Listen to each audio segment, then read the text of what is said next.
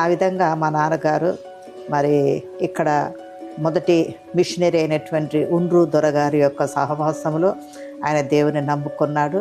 దేవుని నమ్ముకుని క్రైస్తవుడు అయినప్పుడు మా తాతగారు ఇంటిలోకి అలౌ చేయలే. ఏ ఏ ఏ చేయితోటైతే బైబిల్ పట్టుకున్నాడో ఆ చెయ్యి భుజం మీద 100 చెప్పు దెబ్బలు కొట్టాడట. నీవు యొక్క బైబిల్ పట్టుకోకూడదు అని. అంటే నన్ను ఎక్కువ విశ్వాసంలో బలపరిచింది నా భర్త గారే. Your travel has been sanction అన్నాడు. ట్రావెల్ ఏంటిది? ట్రావెల్ ఎక్కడికి అంటే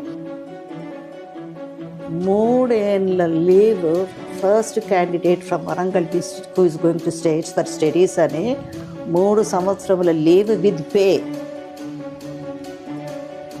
మా కనెక్టింగ్ ప్లేన్ మిస్ అయ్యి, అంటే ఇంకొక ప్లేన్ అరేంజ్ చేస్తారన్న సంగతి నాకేం తెలుసు. నాకు భయం పుట్టుకొచ్చింది, ఎక్కడో ఆగిపోయినాము. నా భయం అనేది నన్ను వెంటాడుతూనే ఉంది. ఆ రాత్రి అంతా ఏడుస్తూనే ఉన్నాను.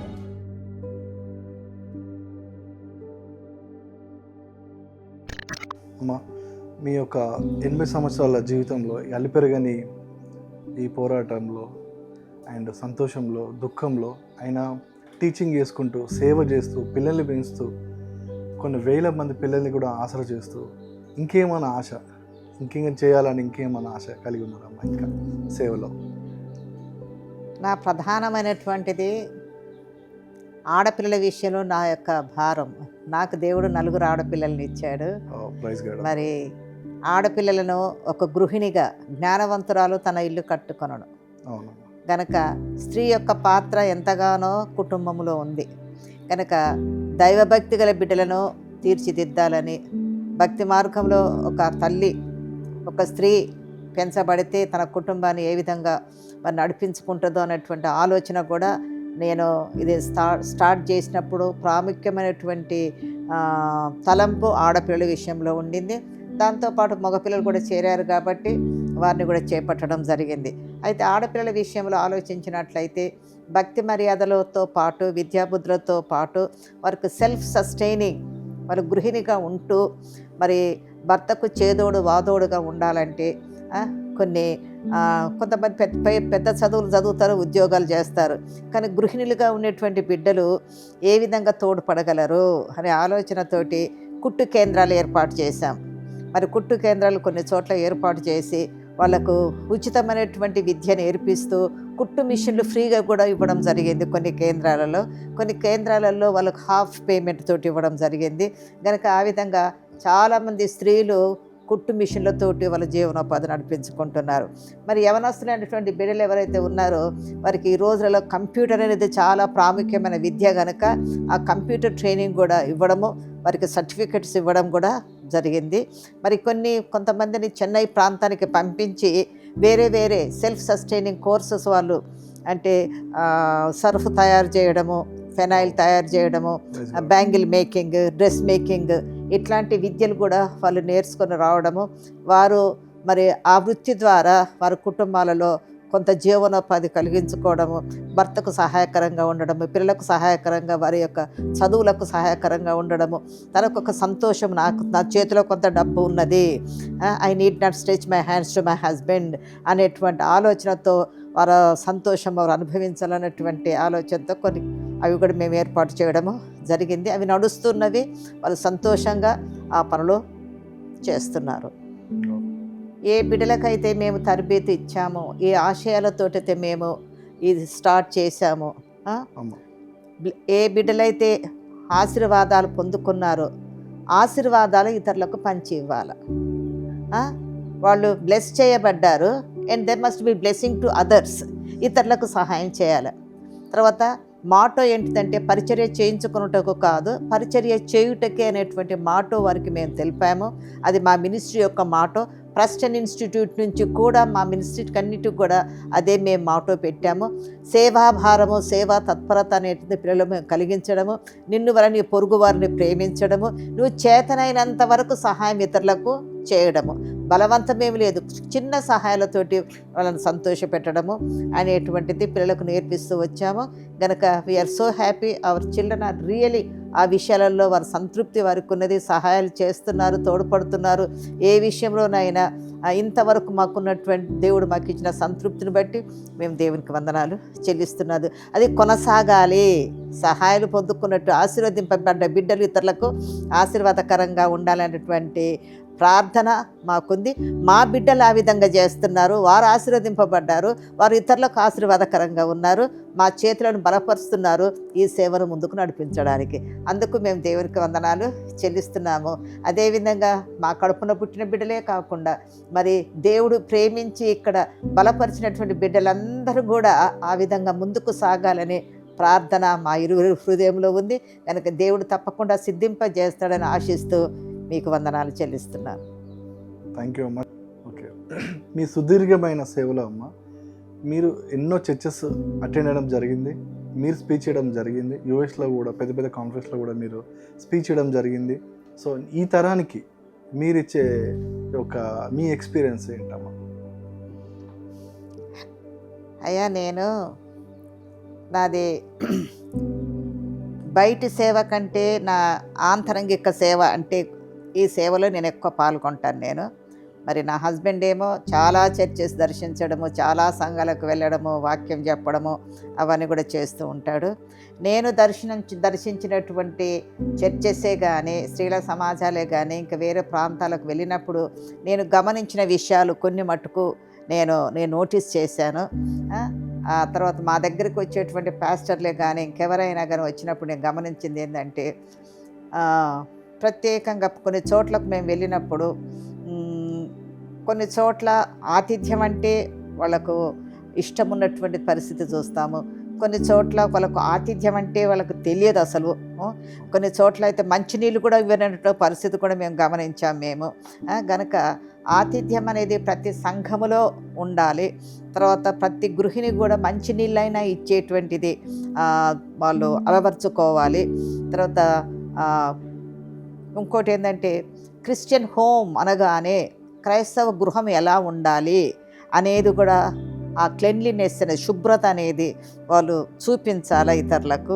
ఇది క్రైస్తవ గృహము అనేది వాళ్ళు తెలుసుకునేట్టుగా గృహాలు వాళ్ళు ఆ విధంగా పెట్టుకోవాలా. ఆ సంఘాలలో ఉన్నటువంటి సంఘ పెద్దలందరూ కూడా మాదిరికరంగా ఉండాలా.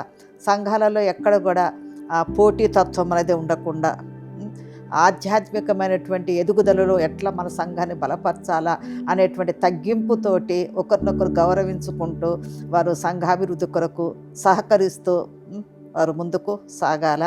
ఇవన్నీ నేను గమనించాను.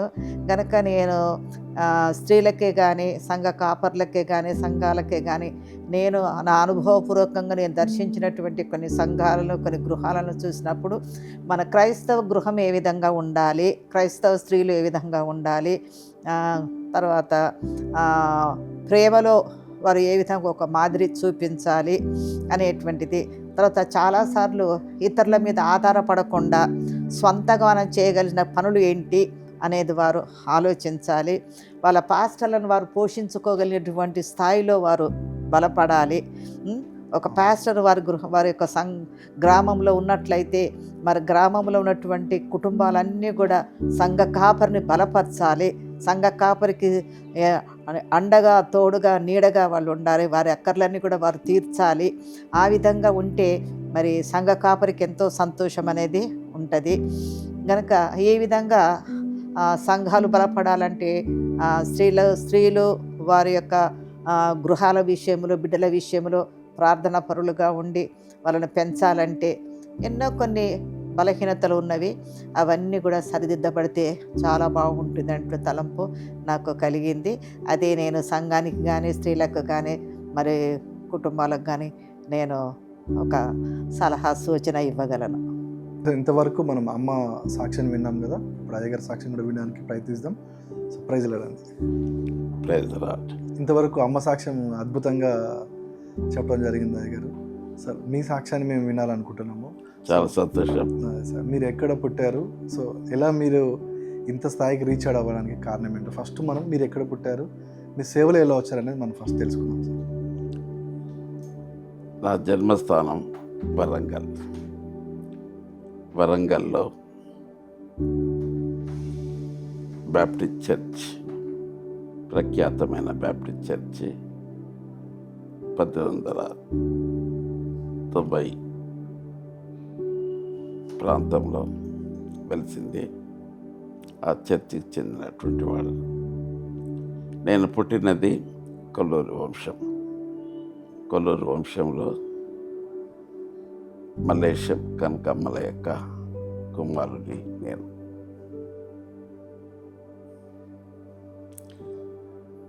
నా జీవితము ఆ రోజుల్లో వరంగల్ పారిశ్రామీకరణ జరిగిన పిదప ఆలంజాయ్ మిల్ అవతరణతో అక్కడి జనసామాన్యానికి ఉద్యోగ అవకాశాలు పుష్కలంగా లభించినాయి. ఆలంజాయ్ మిల్లో మా నాన్నగారు ఉద్యోగిగా నియుక్తులయ్యారు. అక్కడ నా బాల్యం వరంగల్లోనే గడిచినది. కానీ మా నాన్న నా చిన్నతనంలోనే, నేను 8 ఏళ్ల ప్రాయంలో ఉండగానే మరణించారు. కానీ మిల్లు యాజమాన్యం మా తండ్రి సేవలను పురస్కరించుకొని నా తల్లికి అందులో ఉద్యోగం కల్పించారు. దానివలన మాకు భద్రత ఏర్పడ్డది. తల్లి విద్యావిహీనురాలైన సంపాదకురాలైంది. నేను మాత్రమే కాక నా తోబుట్టువులు, ఒక తమ్ముడు బాల్యంలోనే మరణించాడు. ఒక చెల్లెలి కొంతకాలం జీవించి ఆమె కూడా మరణించింది. నేను నా తల్లి ఏకాకులంగా మిగిలిపోయాం. అనాథగా మిగిలిపోయిన తరుణంలో నా జీవితం ఈ రీతిగా ఎదుగుదల కారణం ఏంటంటే దేవుని కృపా విశేషంలే.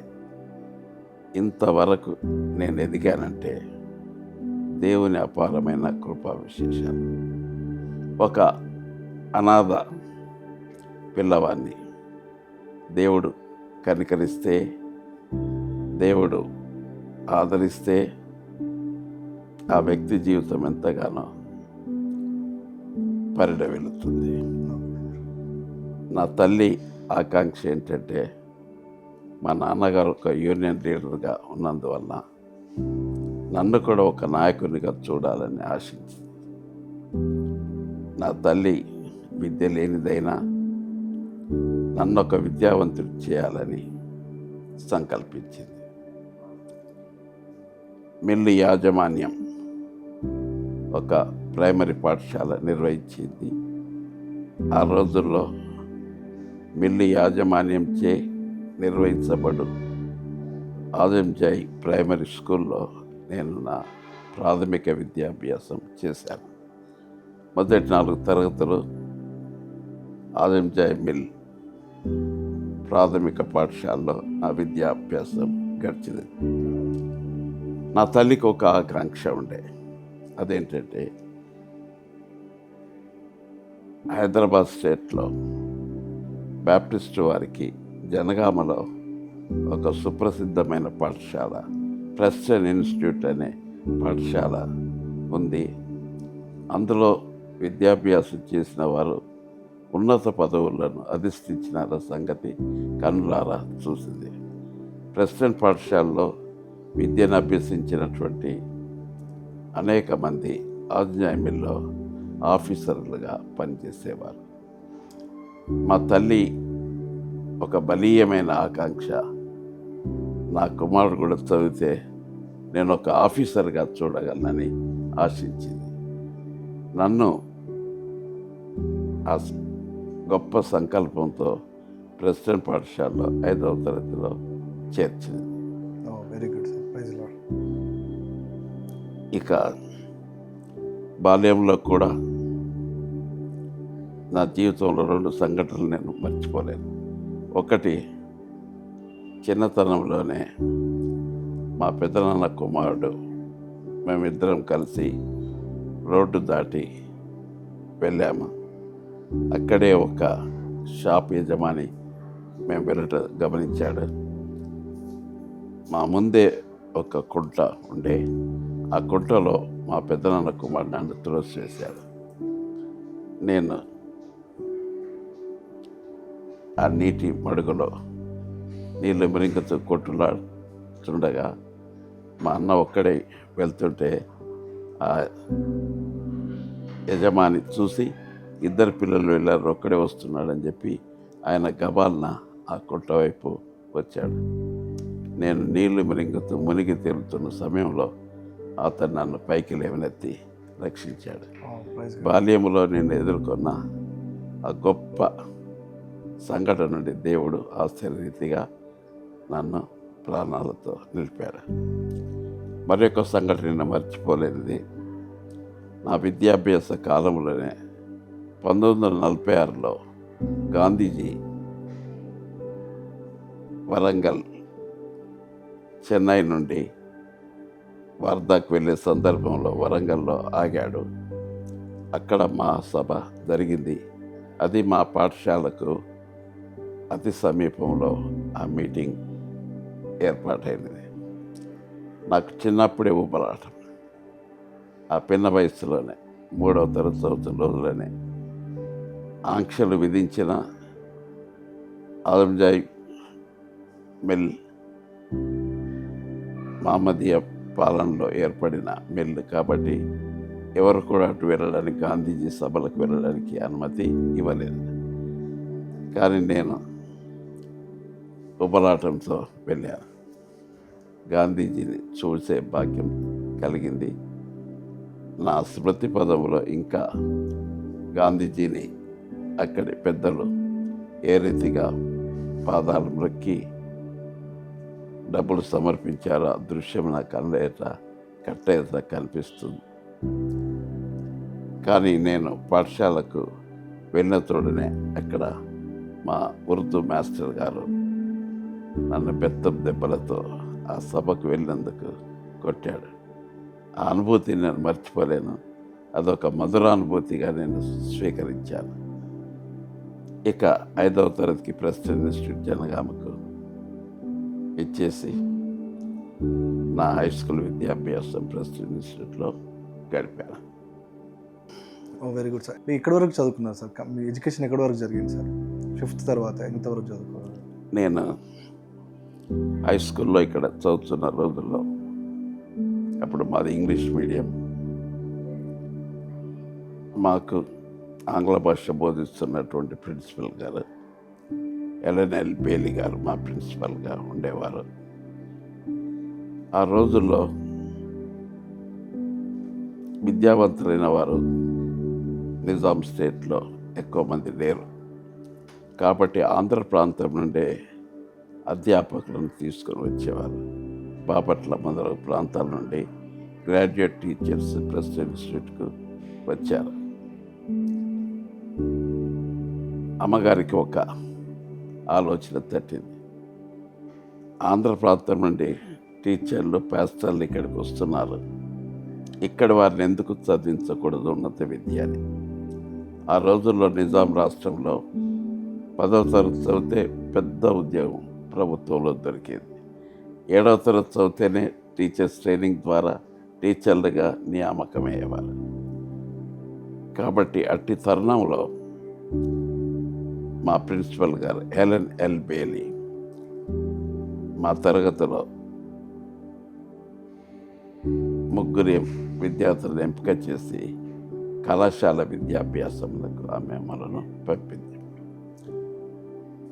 నేను ఎంపిక చేయబడడానికి నన్ను ఆమె కళాశాల విద్యాభ్యాసానికి ముఖ్య కారణం ఏంటంటే 9వ తరగతిలోనే నేను పద్యాలు రాయడం మొదలుపెట్టాను. Very good sir. నేను వ్రాసిన 5 పద్యాలు బ్యాప్టిస్ట్ పత్రికకు పంపారు.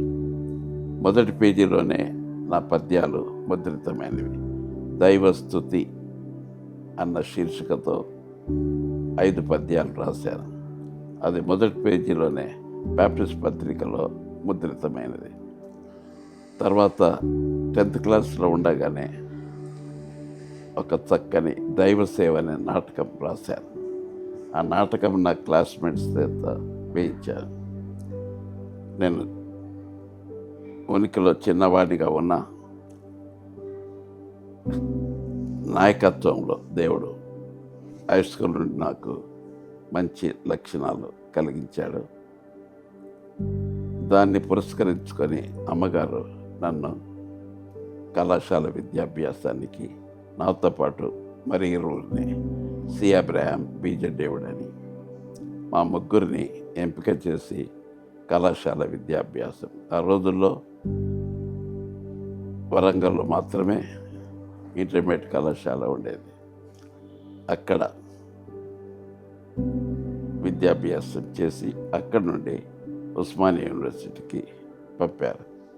అక్కడ సికింద్రాబాద్లో మా బ్యాప్టిస్ట్ మిషన్ కాంపౌండ్లో ఒక మిషనరీ పర్యవేక్షణలో, స్లేటర్స్ పర్యవేక్షణలో అక్కడ మాకు వసతి కల్పించి వారి పర్యవేక్షణలో యూనివర్సిటీ విద్యాభ్యాసం చేయడానికి అవకాశం ఇచ్చారు. బిఎడ్ నేను ఉస్మానియా యూనివర్సిటీలో ముగించుకొని వచ్చాను. అది నా విద్యాభ్యాసం. మీరు బాప్తిసం ఏ ఇయర్లో తీసుకున్నారు సార్? దానికి ముఖ్య కారణం ఏంటి? మీరు ఆ మోటివ్ ఎవరు అసలు మిమ్మల్ని రక్షణలో రావడానికి? నేను, అమ్మగారు హెలెన్ ఎల్బేలీ, మేము 10వ తరగతిలో చదువుతున్న రోజుల్లో ఒక యూత్ రిట్రీట్కి నర్సరావుపేట అనే స్థలం నాకు యూత్ రిట్రీట్కి పంపారు. ఆ యూత్ రిట్రీట్లో doctor Maurice Blanchard seminary president గారు ముఖ్య ప్రసంగికులుగా ఆ రోజు వాక్యం బోధించారు. నన్ను ప్రేరేపించిన, ఆకట్టుకున్న వాక్యం ఏంటంటే, హెబ్రీయులకు రాయబడిన పత్రిక 11వ అధ్యాయం 25లో అల్పకాలం పాపభోగం అనుభవించడం కంటే దేవుని ప్రజలతో శ్రమ అనుభవించడం మేలని మోషే ఫరో కుమారుని అనిపించుకుంటూ ఒప్పుకోలేదు, కానీ క్రీస్తు విషయమైన నిందను భరించటకై మోషే తన పదవిని త్యాగం చేసి దేవుని యొక్క చిత్తం చొప్పున ప్రజలకు నాయకుడవుటకు ఆయన తను సమర్పించుకున్నాడు.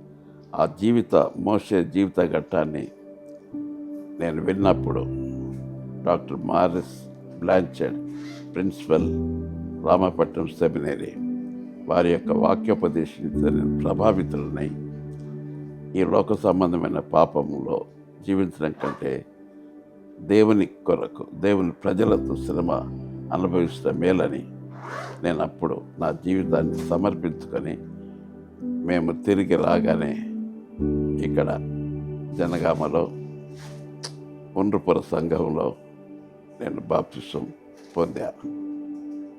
సార్, స్కూలింగ్ మొత్తం అయిపోయిన తర్వాత సార్ మళ్ళీ ఎలాంటి స్టెప్ తీసుకున్నారు సార్? మీకు ఎలాంటి స్టెప్ తీసుకోవాలనిపించింది? అంటే సేవలోనా, మళ్ళీ స్టడీస్లోనేనా?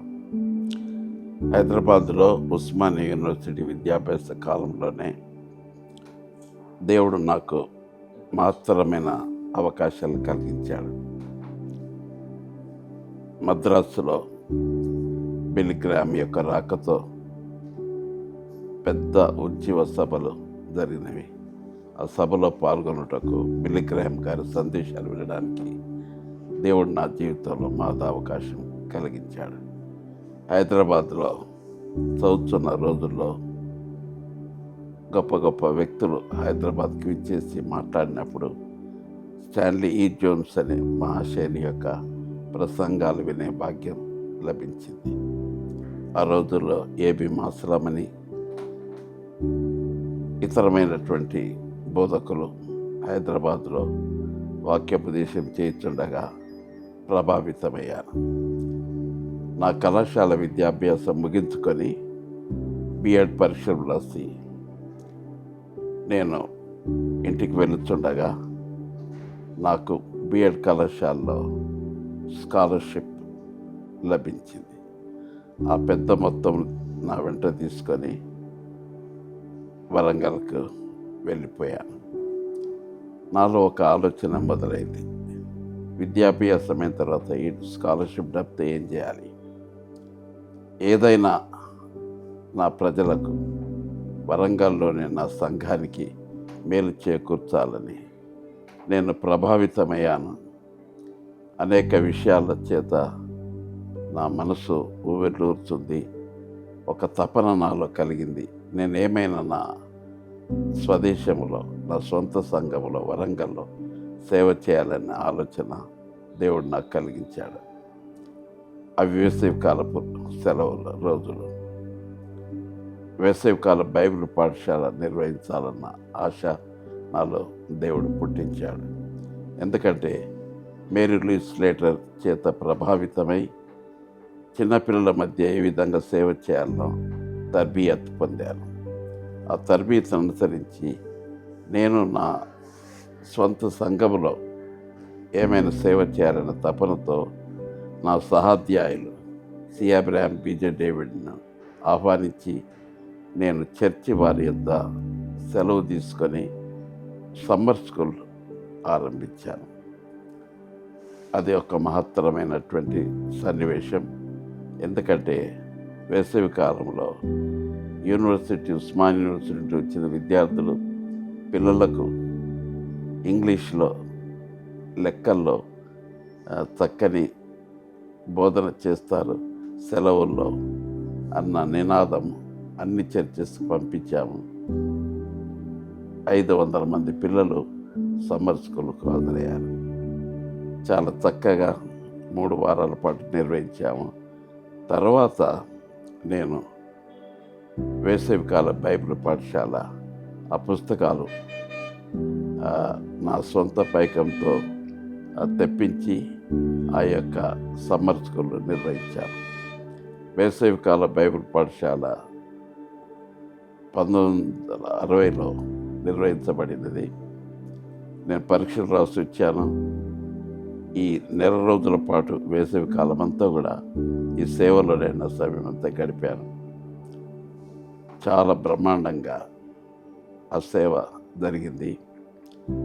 వాటి అనంతరము మా మిషనరీలను పిలిపించి మళ్ళీ యువతకు వారిని ప్రోత్సహించడానికి ఆదిమ కాలంలో సంఘం ఏ రీతిగా హింసలకు గురి అయింది, సంఘ చరిత్ర హెలెన్ ఎల్ బెల్తో, మిస్ డారిస్ కానీతో చెప్పించడం జరిగింది.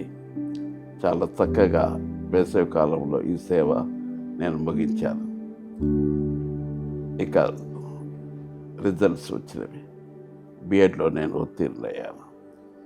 ఆ రోజుల్లో ఉద్యోగం కొరకు అప్లికేషన్ పెట్టుకోవాలి. కానీ నా విషయమై మా మిషనరీ హైదరాబాద్లో మెథడిస్ట్ బాయ్స్ హై స్కూల్లో నా విషయం మాట్లాడినప్పుడు వారు నన్ను జూన్ 8వ తేదీన మెథడిస్ట్ బాయ్స్ హై స్కూల్లో ఉద్యోగం నీకు లభించినది, హాజరు కమ్మని ఆహ్వానం లేఖ పంపారు. దేవుడు నేను ఆ నెలంతా కష్టపడి దేవుని సేవలు ఉంటే దేవుడు నాకు ఒక మంచి ఏర్పాటు చేశాడు. రాజధాని నగరమైనటువంటి హైదరాబాద్లో మెథడిస్ట్ ఉన్నత పాఠశాలలో నాకు హై స్కూల్లో టీచర్గా ఉద్యోగం లభించింది. అక్కడ 1 సంవత్సరం సేవ చేశాను. 61లో నా వివాహమైంది. వివాహం అనంతరము నా సతీమణి కూడా స్టాన్లీ హై స్కూల్లో ఉద్యోగం ఇస్తామని చెప్పారు. నేను మెథడిస్ట్ బాయ్స్ హై స్కూల్లో పనిచేస్తున్నాను. హాయిగా పెళ్లి చేసుకొని హైదరాబాద్ నగరంలో స్థిరపడతామన్న సమయంలో జైరాబాద్ నుండి ఒక మిషనరీ దంపతులు వచ్చి మేము మల్టీపర్పస్ స్కూల్ అప్గ్రేడ్ చేశాము.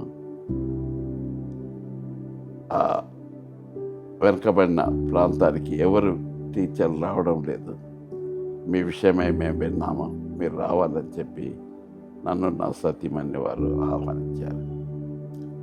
అందరూ నన్ను హైదరాబాద్ నగరాన్ని వదిలి జైరాబాద్కు సుదూర ప్రాంతానికి ఎందుకు వెళ్ళాలి, ఇంత హాయిగా ఇక్కడ ఉద్యోగం ఉంటే అని చెప్పి నా స్నేహితులను నివారించారు. కానీ నేను ప్రార్థించి ఎక్కడ అవసరం ఉందో, ఎవరు వెళ్ళలేని చోటుకి వెళ్ళి సేవ చేస్తారన్న సదాశయంతో జైరాబాద్కి వెళ్ళాము.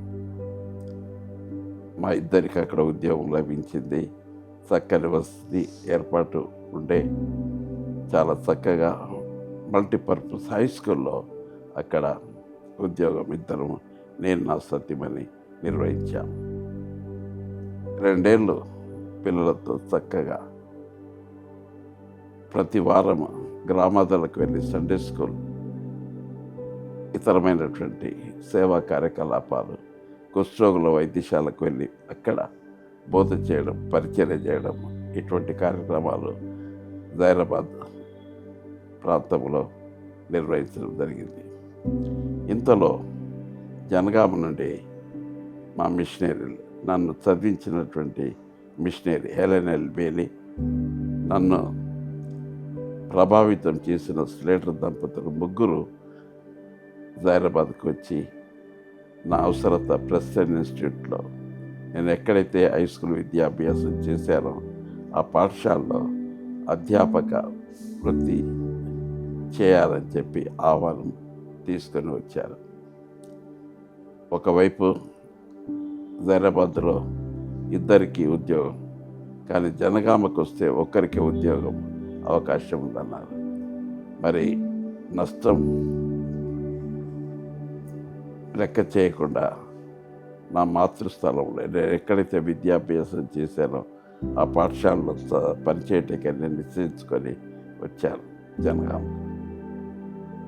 ఆ రోజుల్లో నా సతీమణికి ఉద్యోగం అక్కడ లభించలేదు.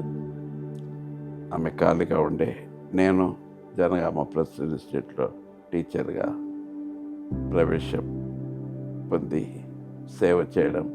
1963లో మా సేవా కార్యక్రమం జనగామలో ప్రెసిడెంట్ పాఠశాలలో ఆరంభమైంది. మేము వచ్చినప్పుడు ఇక్కడ సరైన సదుపాయాలు లేవు. అయినా 10 ఏళ్ళు టీచర్గా పనిచేశాను. ఆ రోజుల్లోనే దేవుడు నాకు ఒక మంచి అవకాశం ఇచ్చాడు. ఆసియా యువజన మహోత్సవాలకు ఫిలిప్పైన్స్లో జరిగే ఆ మహోత్సవాలకు నన్ను మా మిషన్ వారు పంపించారు ప్రతినిధిగా. ఆ రీతిగా విదేశ యానం చేయడానికి అవకాశం, మొట్టమొదటిగా విమాన ప్రయాణం చేయడానికి దేవుడు నా జీవితంలో అవకాశం ఇచ్చాడు. హాంకాంగ్, ఫిలిప్పైన్స్ మొదలగు దేశాలు చూసే భాగ్యం నాకు నేను ఉద్యోగంలో ఉండగానే దేవుడు నాకు సంకల్పించాడు. అప్పుడు నేను నా తల్లిని సందర్శించడానికి వరంగల్ వెళితే అక్కడ చర్చి వారు, మా పాస్టర్ గారు వరంగల్ సంఘంలో ఒక విధవరాలి కుమారుడు మొట్టమొదటి గ్రాడ్యుయేట్ అని ప్రకటించారు. నేను నా తల్లి పనిచేసిన ఆంజాయ్ మిల్ నా తల్లిని దర్శించడానికి వెళ్తే ఆమె సంబరపడి నా కొడుకు విమాన ప్రయాణం చేసి వచ్చాడు నన్ను దర్శించడానికి ఆనంద బాష్పాలు రాల్చింది. అక్కడ వారందరూ కూడా నన్ను ఎత్తుకొని మా నాన్నతో పనిచేసిన సహా ఉద్యోగులు నన్ను ఎత్తుకొని పులి కడుపున పులి పుట్టాడని అభినందించారు. అది మరవరాని రోజు నా జీవితంలో. ఎందుకంటే మా తల్లి ఆనంద బాష్పాలు రాల్చింది. తాను కష్టపడి నా కొరకు నన్ను చదివించి ఉన్నత స్థితి తీసుకొని వచ్చింది. నా బాగోగులు చూసి నా తల్లి మురిసిపోయింది. ఇంతలో 74వ సంవత్సరంలో నేను హెడ్ మాస్టర్ టెస్ట్ పాస్ అయ్యాను. ప్రధాన అధ్యాపక వృత్తి నన్ను వరించింది. 1974 నుండి ప్రెసిడెంట్ ఇన్స్టిట్యూట్లో నేను హెడ్ మాస్టర్గా పనిచేస్తూ వచ్చాను. 1996 వరకు నేను ఆ ప్రధానమైన ఉద్యోగంలో ఉండి ప్రెస్టన్ ఇన్స్టిట్యూట్కి హెడ్ మాస్టర్గా కరస్పాండెంట్గా పనిచేయడం జరిగింది. నా నిర్వహణలో రుతర్ఫోర్డ్ హాస్టల్, బెయిలీ హాస్టల్ ఉండేవి. తర్వాత నేను పదవి బాధ్యతలు చేపట్టినప్పుడు 250 మంది పిల్లలు ఉండే. కానీ నా హయాంలో ప్రెస్టన్ పాఠశాల యొక్క సంఖ్య గణనీయంగా పెంచడం జరిగింది. ఒక్కొక్క తరగతిలో 3 సెక్షన్లు పెంచడం జరిగింది. 1800 మంది విద్యార్థులు. నా పదవి కాలంలో విద్యార్థుల సంఖ్య పెరిగిపోయింది. టీచర్ల సంఖ్య 35 వరకు టీచర్ల సంఖ్య పెరిగింది. అన్ని విధాలుగా అటు హాస్టల్ ఇటు పాఠశాల అభివృద్ధిలోకి 300కు పైగా 2 హాస్టల్లో విద్యార్థులు విద్యాభ్యాసం చేశారు. ఆ రీతిగా మా సేవ ప్రెస్టన్ ఇన్స్టిట్యూట్లో అనేక మంది విద్యార్థులను, వందలాది మంది విద్యార్థులను తీర్చిదిద్దే అవకాశం 33 సంవత్సరాలు ప్రెస్టన్లో పనిచేశాము. ఆ భాగ్యం నాకు వందలాది మందిని తీర్చిదిద్దడానికి దేవుడు నాకు సదవకాశం కల్పించాడు. టీచింగ్ స్కూల్లో ప్రెస్టన్లో. సో మీరు ఎలా సేవలకు వచ్చారు సార్? మిషన్ దశ మీకు ఎలా అయిపోయారు? ముఖ్యంగా నేను పనిచేసిన ప్రెస్టన్ ఇన్స్టిట్యూట్ మన దక్కన్ ప్రాంతానికే ఒక వెలుగు దివ్య. ఇది ఏకైక పాఠశాల, హై స్కూల్. అన్ని చోట్ల నుండి మహబూబ్ నగర్, దేవరకొండ, నల్గొండ, సూర్యాపేట, మదిర, వరంగల్, సికింద్రాబాద్ మొదలగు ప్రాంతాల నుండి ఏకైక పాఠశాలకు విద్యార్థులు వచ్చేవారు. దాని సంస్థాపకులు ఒక అద్భుతమైన గాథ వారి వెనుక, ప్రెస్టన్ వెనుక ఉంది. రుతర్ఫోర్డ్ దంపతులు వివియన్ గెట్రూడ్ని పెళ్ళాడి 1907లో భారతదేశానికి వచ్చారు. హన్మకొండ ప్రాంతంలో 12 వరకు వారు సేవలు అందించారు. వారి సేవా కాలంలో ఆ భార్యాభర్తలు, భర్త గ్రామాదుల వెంట తిరిగి సేవలు అందించేవారు. వివియన్ గెట్రూడ్ ప్రెస్టన్ ఆమె అనాథ బిడ్డలను చేరదీసి వారికి విద్యాభ్యాసం మొదలుపెట్టింది. దాన్ని పురస్కరించుకొని ఆమెలో ఉన్నటువంటి గొప్ప ఆశ, బడుగు బలహీన వర్గాలకు విద్యను అందించాలన్న ఆశ, అది నెరవేర్చకుండానే మిగిలిపోయింది. ఎలాంటే 1912లో ఒక బిడ్డను ప్రసవించి ఆమె మరణించింది. కాబట్టి ఆమె ఆశలు అడుగంటిపోయినవి. కానీ వారి తల్లిదండ్రులు వారి బిడ్డ చేసిన సేవలను పురస్కరించుకొని తమ బిడ్డ భారతదేశంలో 5 ఏళ్ళు 1907 నుండి 12 వరకు ఒక 5 ఏళ్ల కాలంలో కొద్ది కాలమే సేవ చేసిన ఆమె ఆశయం నెరవేర్పు కొరకై జనగామలో ప్రెస్టన్ పాఠశాల నిర్మింపజేశారు. వారి భూరి విరాళం చేత మహాసుందర భవనం జనగామలో ప్రెస్టన్ ఇన్స్టిట్యూట్గా వెలసింది. ఆ రోజుల్లో అంత పెద్ద భవనం, రాజభవనం వలె ఉన్న ఆ భవనం ఎందుకు ఈ పల్లెటూరులో జనం అడుగుతుంటే, అప్పుడు ఆ ప్రిన్సిపల్ గారు చార్ల్స్ రుతర్ఫోర్డ్ చెప్పిన మాట ఏంటంటే, హైదరాబాద్ స్టేట్లో రాజధాని నగరంలో నవాబుల కొరకు, జాగీర్దారుల పిల్లల కొరకు జాగీర్దార్ స్కూల్ మీరు కట్టారు. ఇక్కడ వచ్చే పిల్లలు పేద వర్గం, ఇక్కడికి వచ్చే పిల్లలు పేదలు, బలహీన వర్గాల వారు, రాజాది రాజు పిల్లలు. అందుకే వారికి ఇంత పెద్ద భవనం నిర్మితం చేశాను. అటు సదాశయంతో నిర్మితమైనటువంటి ప్రెస్టన్ భవనంలో ఎంతోమంది, వేలాది మంది విద్యార్థులు విద్యను అభ్యసించారు.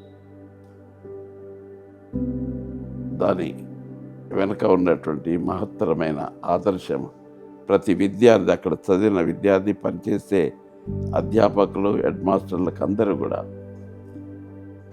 పరిచారం చేయించుకుంటే కంటే పరిచారం చేయాలి, ఇతరులకు సేవ చేయించుకున్న కంటే ఇతరులకు సేవ చేయాలన్న ఆశయంతో, సదాశయంతో అక్కడి వారు మెదిలారు.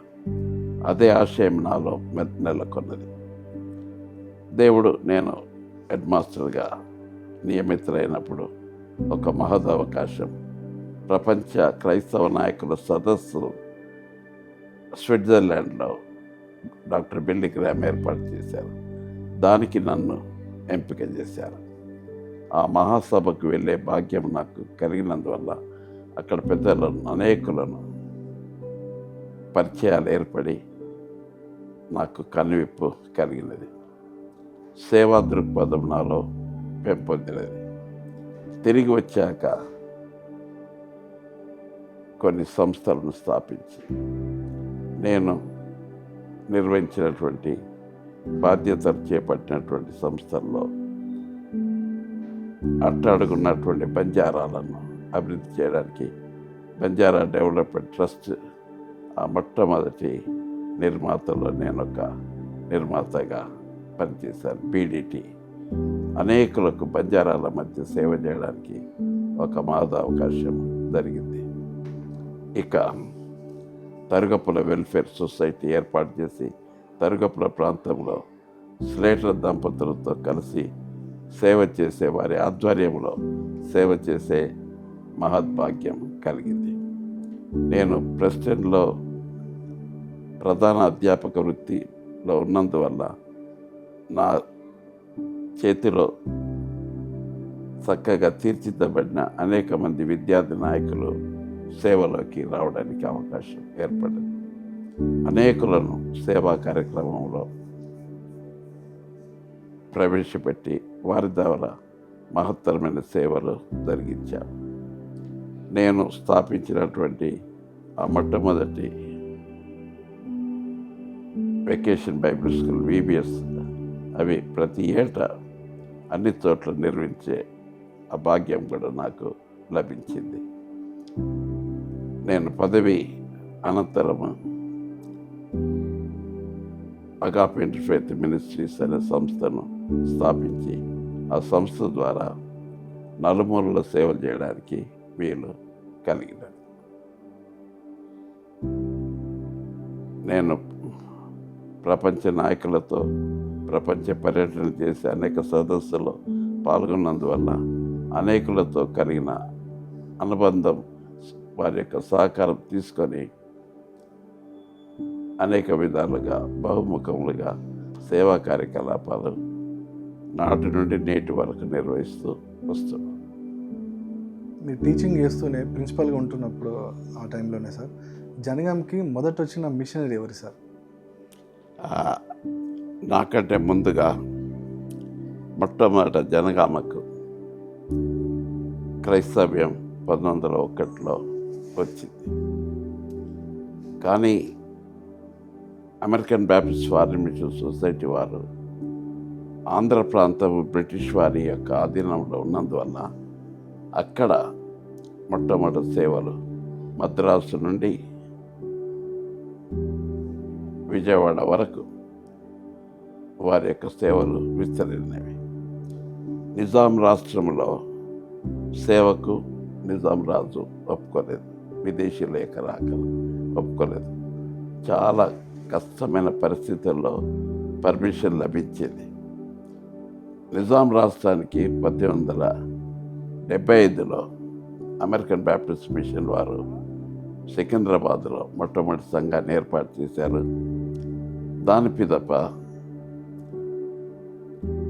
నల్గొండ, సూర్యాపేట, హన్మకొండ, మహబూబ్నగర్, వనపర్తి, గద్వాల మొదలగు ప్రాంతాల్లో సేవలు మన నిజాం రాష్ట్రంలో ఆరంభమైనవి.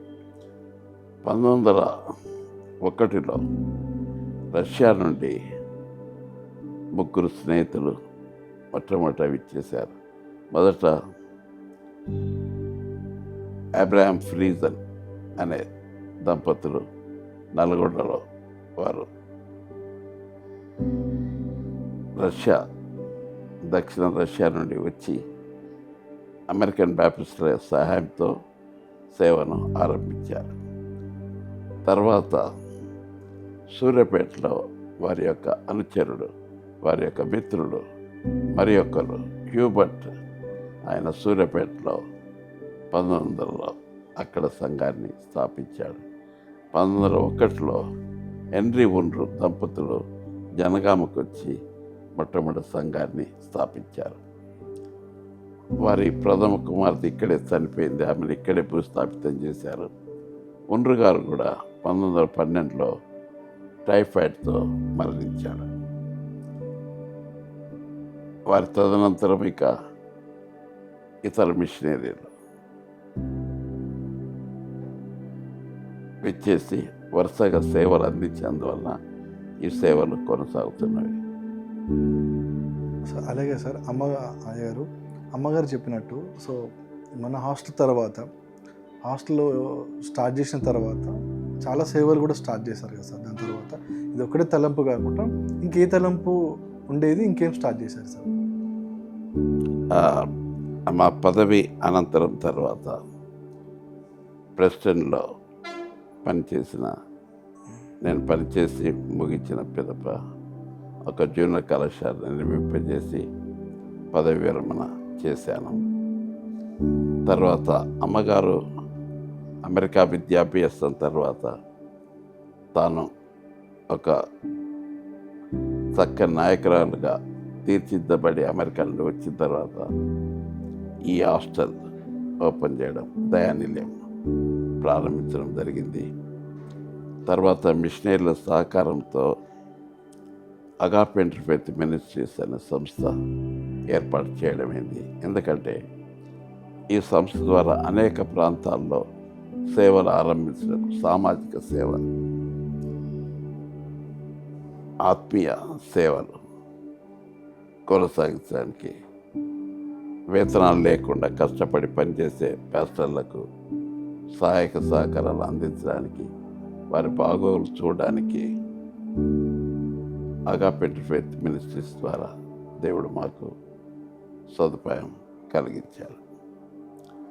ఆ సేవలో విస్తరింపజేస్తూ బహుముఖాలుగా అనేకులకు ఆలయాలు నిర్మింపజేస్తూ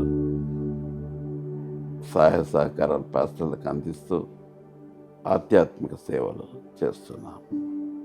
ఇందులో భాగంగా సేవకులు మొట్టమొదట 100 సైకిళ్ళు బహుకరించాం. ఎందుకంటే కాలినడకన ప్రయాణం చేస్తున్నారు, సౌకర్యాలు లేని రోజుల్లో సేవకులకు అందుబాటులో ఉండడానికి 100 సైకిల్ ఇవ్వడం. తర్వాత యువకులైనటువంటి సేవకులకు మోటార్ బైక్స్ కొనివ్వడము, వారు అనేక గ్రామాల్లో వెళ్ళి పరిచర్య చేయటకు. అంత మాత్రమే కాదు, వారికి వేతన సదుపాయం కలిగించి ఆర్థికంగా వారిని ఆదుకోవడము,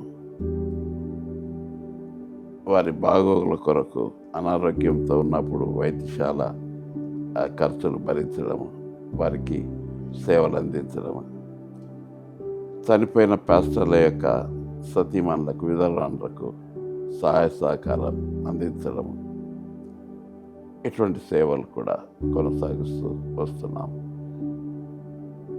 ఎక్కడెక్కడైతే మందిరాలు లేవో ప్రజల సహకారంతో మందిరాలు నిర్మింపజేయడం, పెద్ద పెద్ద దేవాలయాలు నిర్మింపజేసి జన విస్తరణ అధికంగా ఉన్న చోట పెద్ద దేవాలయాలు, ప్రజల యొక్క సంఖ్యను బట్టి వారికి తగిన దేవాలయం నిర్మించడం ఏర్పాటు చేస్తూ ఉన్నాం. ఈ రీతిగా ఈ సేవలు ముఖ్యంగా వితంతులైనటువంటి పాస్టర్లకు సహాయ సహకారాలు అందించడం, వేతనం కొనసాగించడం, పాస్టర్లకు వేతనాలు ఇవ్వడం, మందిరాలు నిర్మింపజేయడము, వారి ఆరోగ్య సంబంధంగా వారి అవసరతలు తీర్చడం, వైద్యశాలలకు పంపడం, ఇటువంటి కార్యక్రమాలు. ఇంకా తరగపులో ఒక మంచి వైద్యశాల ఉన్న దాని ద్వారా పరిసర ప్రాంతాలకు సేవలు అందించడం, ఇటువంటివి. మా సేవలో ముఖ్యంగా ఎక్కువ దిగువ స్థాయిలో ఉన్నటువంటి వారు తరగప్పుల్లో మిషనరీలకు మాకు కనిపించిన జనము బాలసంత వారు, బుడిగ జంగాలని వారిని పిలుస్తారు. వారి భిక్షాటనతో జీవితం గడిపేవారు. సరైన వసతి లేక ఎక్కడ ఖాళీ స్థలం ఉంటుందో చెరువు ప్రాంతాల్లో గుడిసెలు వేసుకొని చిన్న టెంట్లు వేసుకొని జీవించే ఆ ప్రజలకు ప్రభుత్వ సహకారంతో 12 ఎకరాల స్థలం తరగపుల్లో సంక్రమింపజేసి ఆస్ట్రేలియా వారి సహకారంతో వారికి గృహాలు నిర్మింపజేసి వారి పేదరికం మాన్పించడానికి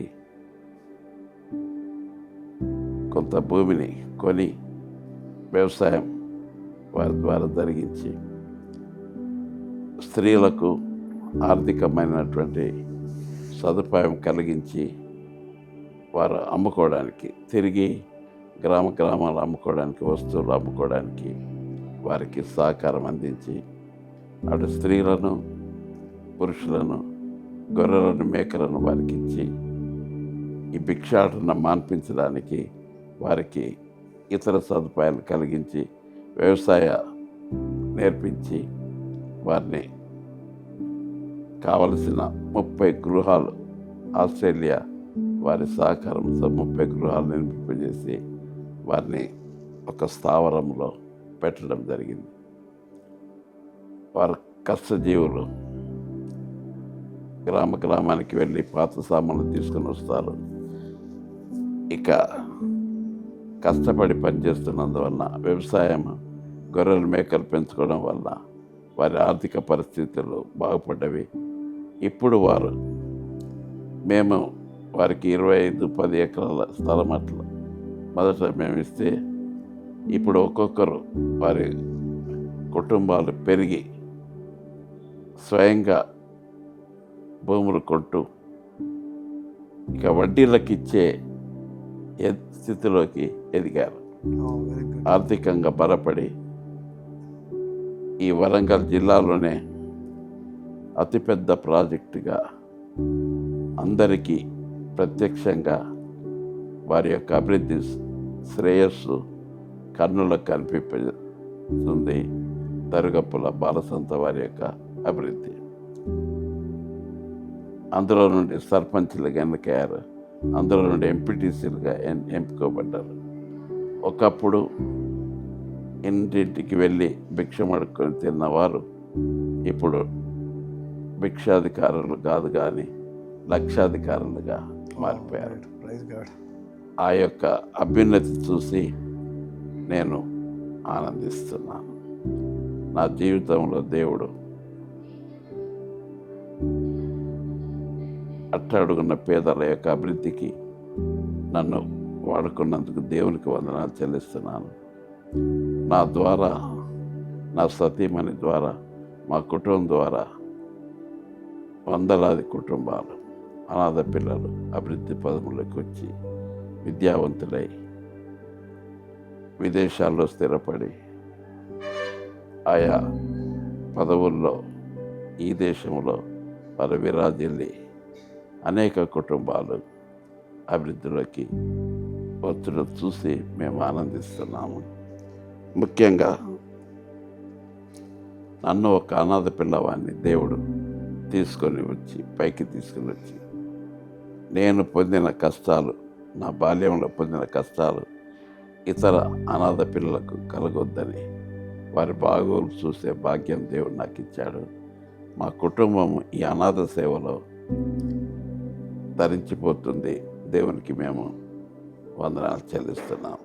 దేవా, అట్టాడుగున ఉన్న మమ్మలను నీవు నీ కృప చేత పైకి తీసుకుని వచ్చి అనేకులకు ఆశీర్వాదకరంగా చేశావు. మమ్మల్ని దీవించి మా జీవితం ద్వారా ఇతరులను జీవింపజేస్తున్న దేవా, నీకు వందనాలని దేవునికి కృతజ్ఞతలు తెలుపుకుంటున్నాను. అలాగే సార్, మీ యొక్క జీవితంలో ఈ సుదీర్ఘమైన జీవితంలో మిమ్మల్ని చాలామంది కిడ్నాప్ చేయడం జరిగింది సార్. అప్పుడు మీరు ఎలా ఎదుర్కొని ధైర్యంగా ముందుకు వచ్చేవాళ్ళు సార్? ప్రెసిడెంట్లో నేను 60 ఎకరాల స్థలం మిషనరీలు సంపాదించింది. అది పేద ప్రజల కొరకు, విద్యార్థుల కొరకు, వారి బాగోగుల కొరకు ఉద్దేశించి కొన్నటువంటి స్థలం. ఆ స్థలం అన్యాక్రాంతమైనప్పుడు దాన్ని కాపాడడానికి ప్రయత్నం చేసినప్పుడు 3 పర్యాయములు కిడ్నాప్కి గురి అయ్యాను. కానీ దేవుడు ఆశ్చర్యరీతిగా నన్ను వారి చెర నుండి కాపాడాడు. 3 సార్లు కాపాడాడు, సురక్షితంగా ఉంచాడు. నేను ఇతరులకు మేలు చేయటకే కృషి చేస్తున్నాను కాబట్టి దేవుడే నన్ను కాపాడుతూ వస్తున్నాడు.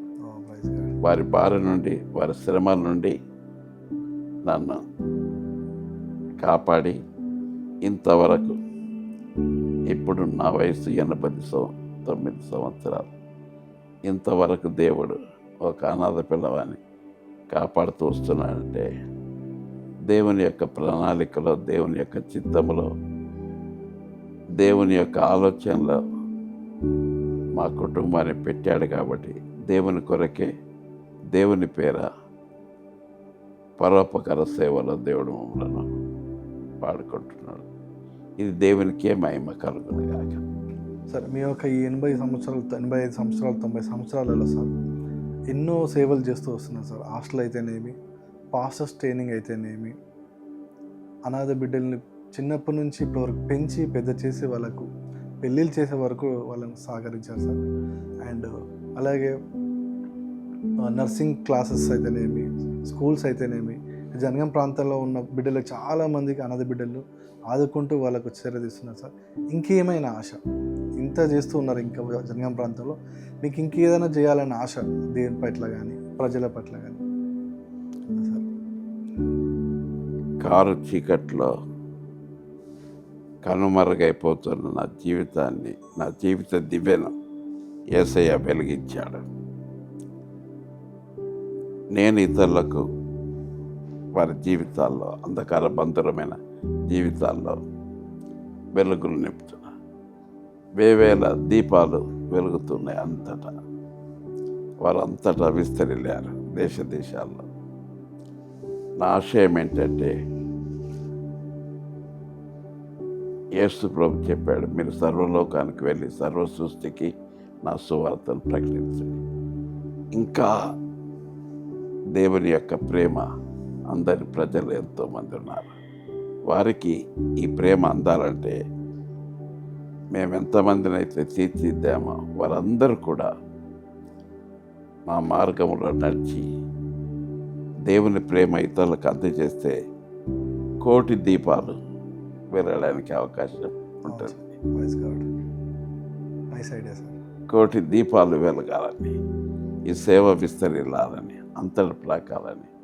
ఇది ఒకరి వలన ఇది కాదు.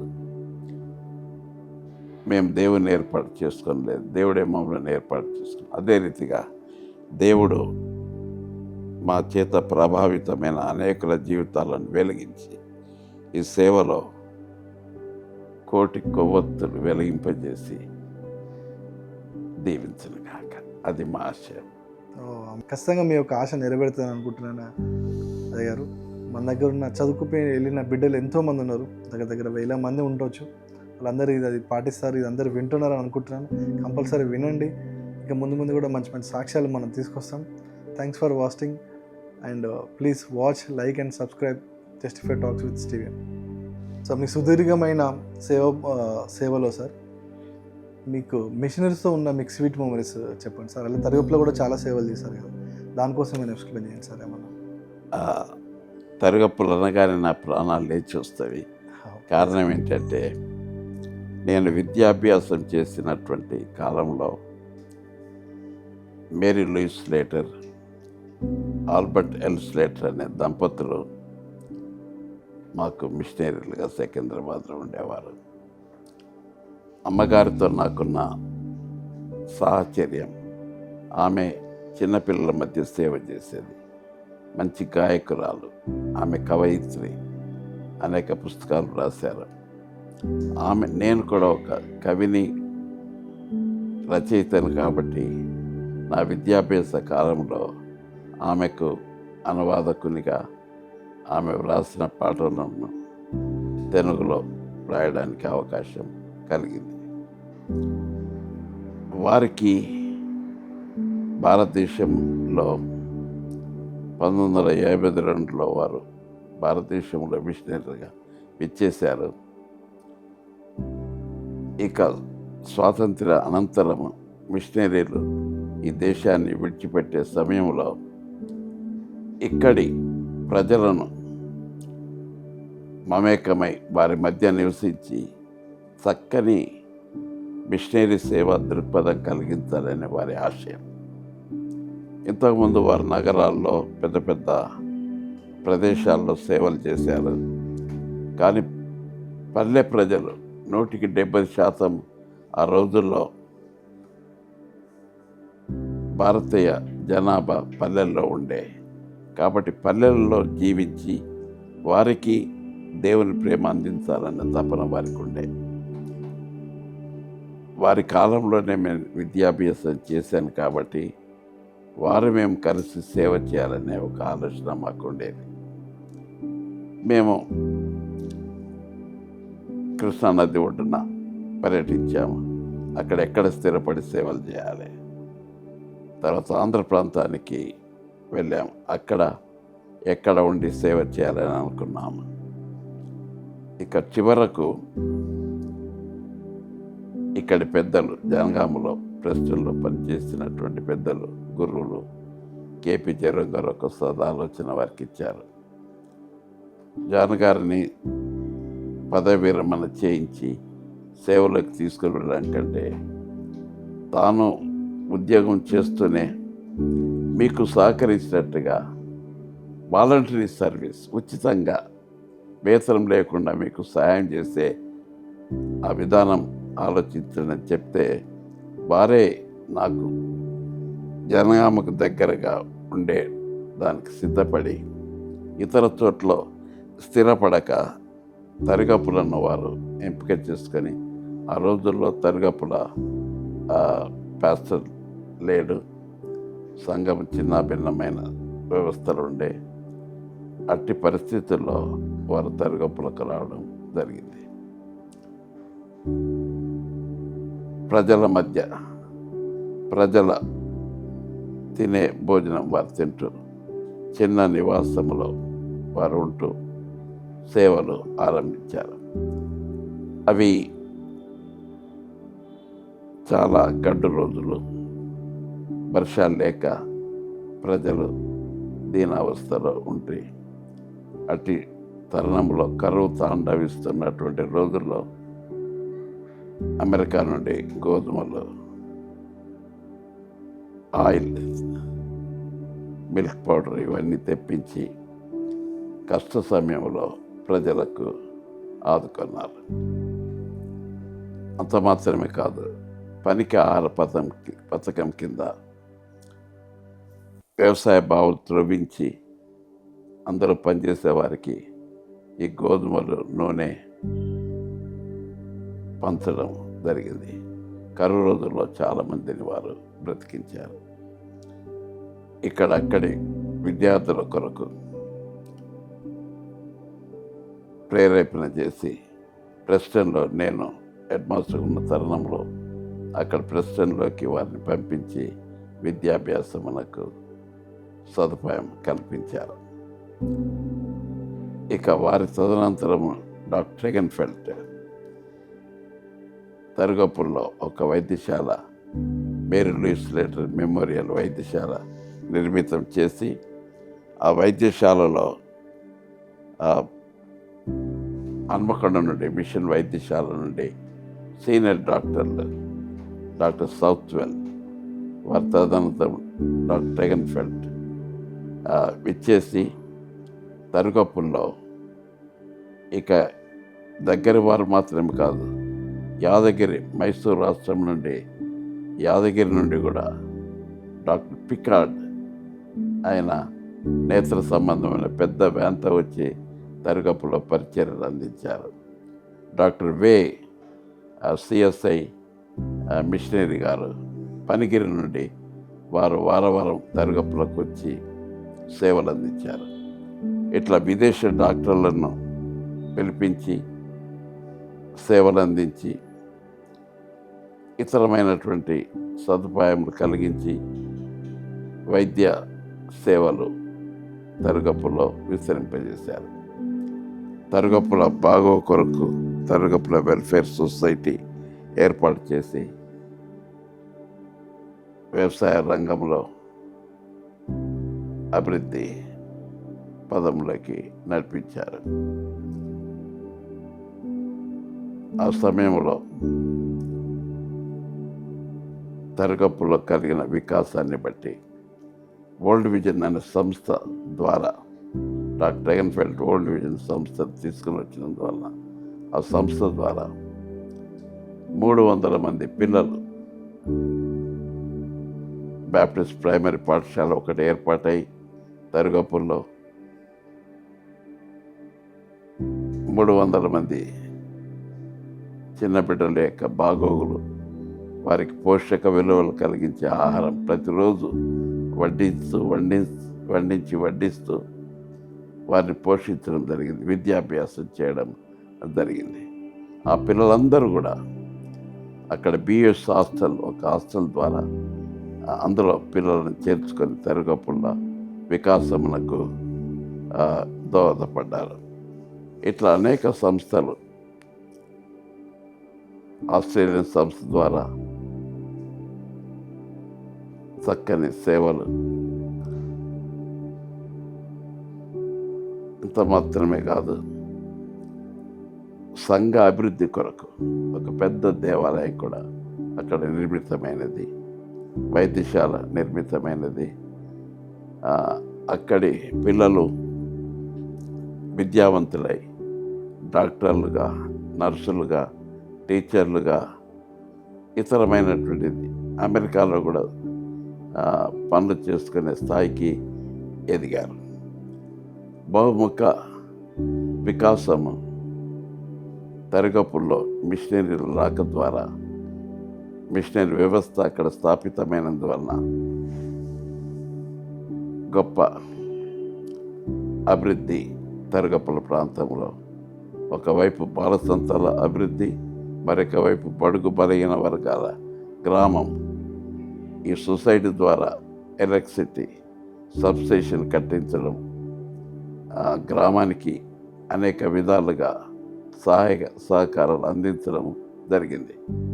తరుగప్పుల సర్వతోముఖాభివృద్ధికి ఈ మిషనరీ రాకతో మార్గం ఏర్పడ్డది. అవి మాత్రమే కాదు, వైద్య సేవలు అందించడానికి ఒక వ్యాన్ ద్వారా చుట్టూ 10 గ్రామాలకు ఆ వ్యాన్ ద్వారా వెళ్ళి వైద్య సేవలు అందించడం జరిగింది.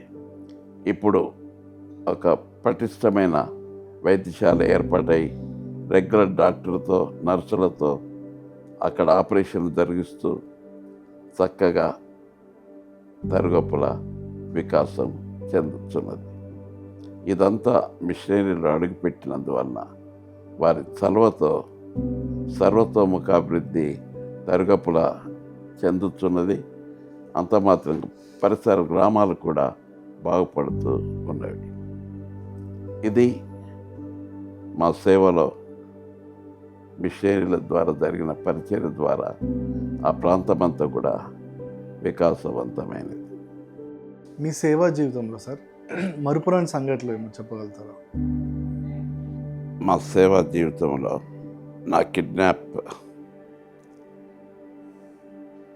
లో దేవుని యొక్క మహత్తరమైన కాపుదల, సంరక్షణ నాకు లభించింది. అది మరపురాని. మరి యొక్క ఘట్టము, పిల్లల అవసరతలు విస్తృతంగా కనబడ్డప్పుడు వారి పోషణ భారం వహించడానికి దేవుడు తెరిచిన ద్వారాలు, ఎన్నో ద్వారాలు, విదేశ సంస్థలు ముందుకొచ్చి నా చేతులు బలపరిచినవి. అది నా జీవితంలో దేవుడు అందించిన గొప్ప సహాయం. ఇక మరొకటి, ఎన్నికలేని నన్ను ఒక అనాథ పిల్లవాడిని దేవుడు సురక్షితంగా కాపాడుతూ ఇంతవరకు తన సేవలో వాడుకుంటున్నాడు. ఇదంతా దేవుని మహిమయే, దేవుని యొక్క కృప విశేషమే. అందుకే నా జీవితం ఒక సందేశంగా దేవుడు చేశాడు. కాబట్టి నా దేవునికి నేను వందనాలు చెల్లిస్తున్నాను. సార్, నా చిన్నప్పటి నుంచి మిమ్మల్ని చూస్తున్నాను సార్, ఫాలో అవుతున్నాను. 35 years నుంచి మిమ్మల్ని ఫాలో అవుతున్నాను సార్, చూస్తున్నాను, మీ మాటలు వింటున్నాను. సో ఎప్పుడు ఇలాగే ఎనర్జీగా, హెల్తీగా. మీ హెల్త్ సీక్రెట్ ఏంటి సార్? ఒకటి, నన్ను బలపరచున్న దేవుడు. నన్ను బలపరచు అనేది నేను సమస్తం చేయించున్నాను. ఈ దేవుడు నాకు ఇచ్చిన బలము. ఇక రెండవది ఏంటంటే, దేవుడు నాకు నేర్పిన గొప్ప సత్యం ఏంటంటే, ఎవరు నాకు ద్రోహం తలపెట్టినా, ఎవరు నా పైన శత్రుత్వం వహించినా వారిని ప్రేమించే మంచి సుగుణం, క్షమాపణ గుణము దేవుడు నాలో పెట్టాడు. అది రెండవ కారణం. నాలో అసూయ ద్వేషాలు ఉంటే నా ఎముకలు క్షీణించిపోయేటివి. కానీ క్షమించే తత్వం దేవుడు నాకు ఇచ్చాడు. కాబట్టి శత్రువులను ప్రేమించే ఆ గొప్ప సుగుణం దేవుడు నాలో పెట్టినందువల్ల ఎప్పుడు నేను సంతోషంగానే ఉంటాను. విచారం అంటూ నాకు లేదు. నా దేవుని వైపు చూసి అనుదినం నేను బలం పొందుతున్నాను. అదే నా యొక్క ఆరోగ్యాన్ని యొక్క రహస్యం. మీ సేవ జీవితంలో సార్, ఈ 90 సంవత్సరాల సేవ జీవితంలో సార్, ఎన్ని పాటలు రాశారు? మీకు నచ్చిన పాట ఏంటి? వందలాది పాటలు రాశాను. కానీ అందులో దేవుని కొరకు నిలిచేదవా, దేవుడే నిన్ను పిలిచెనుగా అనే పాట, నన్ను పిలిచిన దేవుని పురస్కరించుకొని రాసినటువంటి పాట నాకు ప్రియమైన పాట. నేటి తరానికి మీరిచ్చే మెసేజ్ ఏంటి సార్ ఈ పాడ్కాస్ట్ ద్వారా? ప్రపంచవ్యాప్తంగా యువత పెడదారిన పడుతుంది. యేసయ్య సమృద్ధ జీవం ఇస్తానని వాగ్దానం చేశాడు. యేసయ్య చెంతకు యువత వస్తే సమృద్ధ జీవితం. సాతాను ఒడిలో పడితే వాడు అబద్ధమునకు జనకుడు, వాడు ప్రాణాలు తీసేవాడు, వాడు చంపేవాడు. సాతాను చేతిలో పడకుండా యువత కాపాడబడాలని, దేవుని ఎరిగిన తరముగా వర్ధిల్లి దేవునిలో దినదిన ప్రవర్ధమానం చెందాలని నా ఆశ. సార్, ఎప్పుడు చూసినా మీరు బైబుల్ చదువుతుంటారు, చాలా బుక్స్ చదువుతుంటారు సార్. సార్, ఏదైనా బుక్ మేము ఇన్స్పైర్ చేసిందా? నేను నా ఇంటి నిండా పుస్తక భాండాగారమే. నా ఇల్లే ఒక గ్రంథాలయంగా ఉంది. మీరు ఎక్కడ ఏ మూల చూసినా ప్రతి షెల్ఫ్ నిండా పుస్తకాలే. బహు విస్తృతంగా నేను పఠన చేస్తాను. అనుదినము నన్ను బలపరిచేది నా బైబిలే. బైబిలే నాకు ప్రియమైన గ్రంథం. అనుదిన నన్ను బలపరిచేది దేవుని వాక్యమే, బైబిలే. సార్, ఇతర దంపతులకు మీరిచ్చే సందేశం ఏంటి సార్? మా వైవాహిక జీవితం 1961లో పెళ్ళాడాము. ఇప్పటికీ 65 సంవత్సరాలు. ఈ 65 సంవత్సరాలలో మేము మా సొంత విషయాలను ఆలోచించడం కంటే ఇతరుల యొక్క బాగోగులు ఆలోచించడం వలన మా సొంత పరమైనటువంటి చీకాకులు, ఇబ్బందులు, కుటుంబ సమస్యలు లేవు. మేము ఇతరులను గురించి ఆలోచిస్తున్నందువలన దేవుడే మా విషయమై ఆలోచిస్తున్నాడు. ఆయన నీతిని, రాజ్యాన్ని మొదట వెతుకుడి, అప్పుడు అవన్నీ మీకు అనుగ్రహింపబడును. మేము ఊహించకుండానే మేము దేవుని సేవలో ఉన్నందువలన ఇతరులకు సత్క్రియలు చేయుటకే మేము సదా పాటుపడుతున్నందువలన దేవుడు మా కుటుంబం గురించి ఆలోచించాడు. మా పిల్లలకు ఉన్నతమైన చదువులు, మిషనరీ పిల్లలు చదివే కొడైకెనాల్ పాఠశాలలో మా పిల్లలను విద్యాభ్యాసం చేశాడు. అమెరికా ఆ విద్యాభ్యాసం వల్ల అమెరికాలో వారు స్థిరపడడానికి, ఎదగడానికి అవకాశం లభించింది. దేవుని గురించి మేము ఆయన పనిలో నిమగ్నమైనందువలన దేవుడు మా కుటుంబ భారాన్ని మోసి మా పిల్లలను పైకి తీసుకుని వచ్చి వారిని కూడా మా అడుగుజాడలు నడిపిస్తూ ఉన్నాడు. అదే మాకు మహదానందం. ఏంటంటే యెహోవా యందు భయభక్తులు గలవాడు ఈలాగా ఆశీర్వదించబడను. దేవుని యందు భయభక్తులు కలిగితే మనం ఇతరులకు ఆశీర్వాదకరంగా ఉంటాము. నా భార్య విషయం దేవుడు ఫలించు ద్రాక్షావల్లిగా విస్తరింపజేశాడు. ఆమెకి నేను ప్రోత్సాహం ఇచ్చాను, ఆమెను బలపరిచాను, ఎదగజేశాను. ఆమె నాకంటే కూడా పెరిగి తీగగా వర్ధిల్లి అనేకులకు ఆశ్రయం కల్పిస్తుంది. ఈ దయానిలయం సేవలు అన్నీ కూడా ఆమె చేతి చలవయ్యాయి. ఇక మా పిల్లలు కూడా మా యొక్క వారసత్వాన్ని పుణికిపుచ్చుకున్నారు. వారి హృదయాల్లో ప్రతి ఎడదలో, మా 6 పిల్లల ఎడదలో ముద్రితమైంది. సత్క్రియలు చేయుటయే వారు దేవుని యొక్క అద్భుతమైన సృష్టి అయి ఉన్నారని అందరూ గ్రహించి ఎవరు కష్టంలో ఉంటే ఆదుకునే రీతిగా అండదండలుగా మా పిల్లలు మా అడుగుజాడలు నడుస్తున్నారు. మేము మా పిల్లలకి ఇచ్చిన గొప్ప వారసత్వం ఇదే. మిషనరీల ద్వారా మేము పొందిన ఆ వారసత్వాన్ని మా పిల్లలకు అందించాము. మేము తుది శ్వాస వరకు ఆ సేవని కొనసాగిస్తాము. మా తదనంతరం మా పిల్లలు, మా శిష్యులు, వేలాది మంది ఇదే అడుగుజాడలో నడుస్తారన్న ప్రగాఢ విశ్వాసం మాకుంది. మీ దృష్టిలో సేవకుడు ఎలా ఉండాలి సార్? సేవకుడు, నేను మా మిషనరీ, నన్ను చదివించిన మిషనరీ, ఆమె భారతదేశాన్ని వదిలిపెట్టి అమెరికాకు ఉద్యోగ విరమణ చేసి వెళుతుండగానే ఆమెను అడిగాను, అమ్మా నీవు నాకు ఇచ్చే చివరి సందేశం ఏంటి అంటే ఆమె చెప్పింది, నువ్వు ఎంతగా తగ్గుతావో అంతగా దేవుడు నిన్ను హెచ్చిస్తాడు. ఆ మాట నాకు శిరోధార్యమైనది. నేను ఎప్పుడు గర్వించి అతిశయించి నడుచుకొనకుండా వినయ విధేయతలతో నన్ను నేను తగ్గించుకొని సాత్వికంతో జీవిస్తున్నందువలన దేవుడు నన్ను, నా గృహాన్ని, నా పిల్లలను, నా భార్యను దేవుడు అభివృద్ధిలోకి తీసుకుని వస్తున్నాడు. కాబట్టి ప్రతి సేవకునికి ఉండవలసిందంటే సాత్వికం.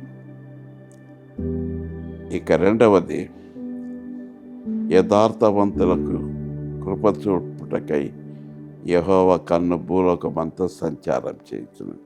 రెండవది, సేవకులకు నేను నా జీవితం ద్వారా చెప్పే సందేశం ఏంటంటే, యథార్థంగా జీవించినట్లయితే యథార్థవంతుని యొక్క పిల్లలు ఆస్తికర్తలు అవుతారు.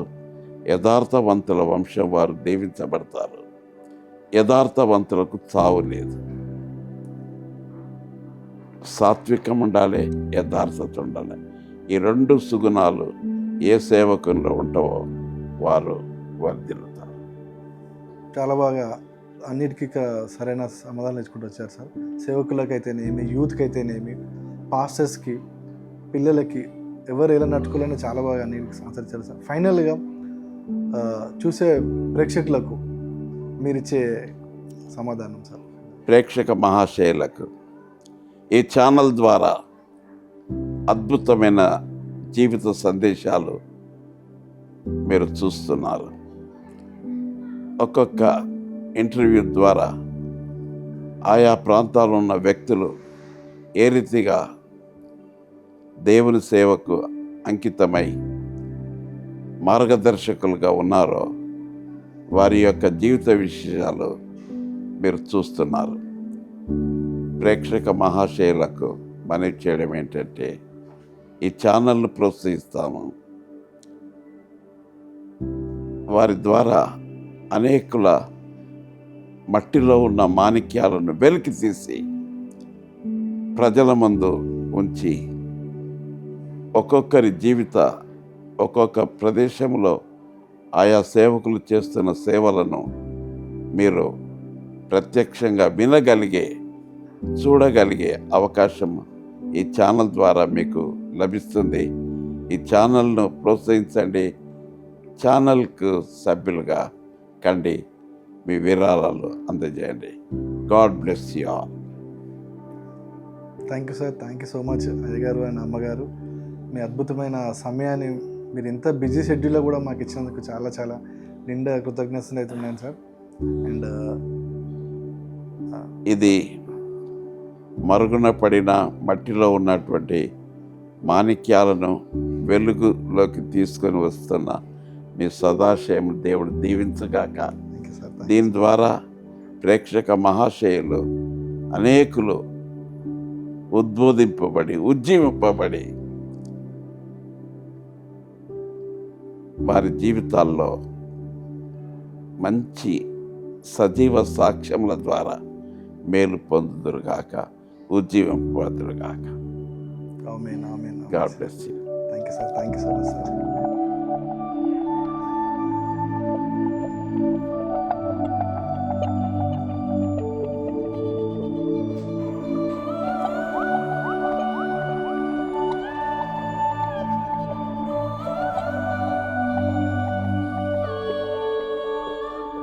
సేవకులారా, సువార్తికులారా, యేసయ్య కోరుకున్న శ్రామికులారా, సేవకులారా, సువార్తికులారా,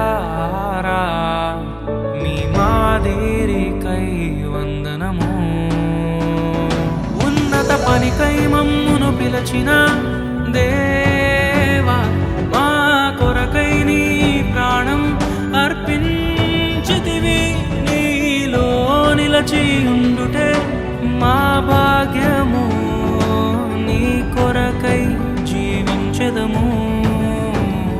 సేవకులారా, సువార్తికులారా, యేసయ్య కోరుకున్న శ్రామికులారా, సేవకులారా, సువార్తికులారా, మీ మాదిరికై వందనము.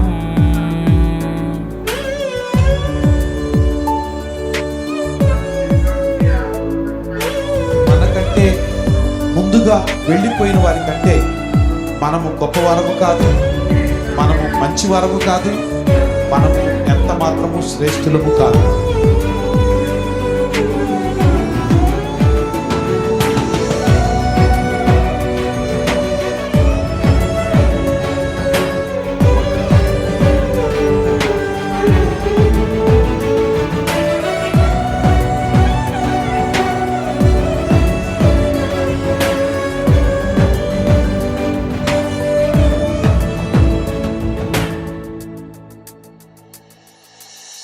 దైవాజ్ఞను నెరవేర్చుటకు మా కోసం బలి అయ్యారు. ప్రభు రాజ్యం ప్రకటించుటకు ప్రాణాలని విరచారు. మా ఆత్మను రక్షించుటకు హతసాక్షులు మీరయ్యారు. నీతి కిరీటము పొందుటకు అర్హులుగా మీరు ఉన్నత పనికై మమ్మును పిలచిన దేవా, మా కొరకై నీ ప్రాణం అర్పించితివి. నీలో నిలిచి ఉండుటే మా భాగ్యము. నీ కొరకై జీవించదము.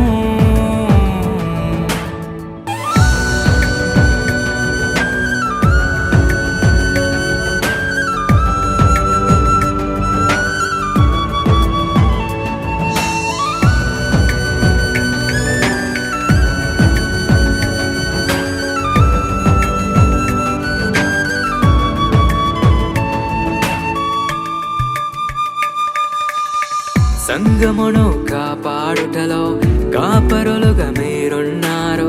సువార్తకి పోరాడుటలో సిద్ధపడిన సైన్యం మీరు.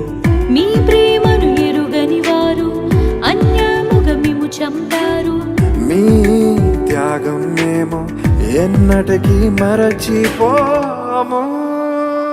సేవకులారా,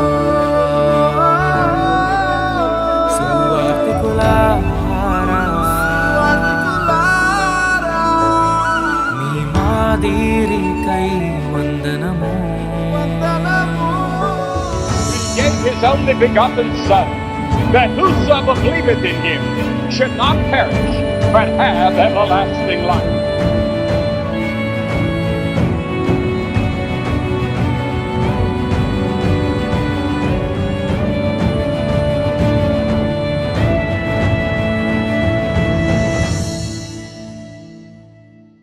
సువార్తను అందించుటకు ఎన్నో హింసలు పొందారు. ఆకలితో మోకాళ్ళుని సంఘమును పోషించారు. మాకు మాదిరి చూపించుటకు క్రీస్తును పొడి జీవించారు. మీ జత పరివారమే మేము, మీ జాడలో ఇకనై చెడుగత పనికై మమ్మును పిలచిన